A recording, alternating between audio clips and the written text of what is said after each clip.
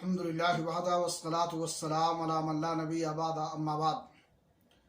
ناظرین کرام، اسلام میں باہمی خیر خواہی کی بڑی اہمیت ہے، اس لیے اللہ کے رسول جناب محمد رسول اللہ صلی اللہ علیہ وسلم نماز اور زکوٰۃ جیسے اہم ترین فرائض کی طرح صحابہ کرام سے ایک دوسرے کے ساتھ خیر خواہی کی بیعت لیتے تھے۔ صحیح بخاری شریف کی روایت ہے، جابر بن عبداللہ رضی اللہ تعالیٰ عنہ کہتے ہیں، بایعت رسول اللہ صلی اللہ علیہ وسلم علی اقام الصلاۃ و ایتاء الزکوٰۃ والنصح لکل مسلم۔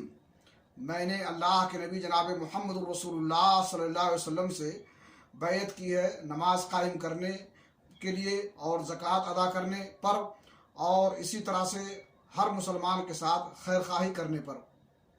اللہ رب العالمین سے دعا ہے کہ اللہ تعالی ہمیں فرائض کی ادائیگی کے ساتھ ساتھ توفیق بخشے کہ ہم آپس میں ایک دوسرے کے ساتھ خیر خواہی کریں۔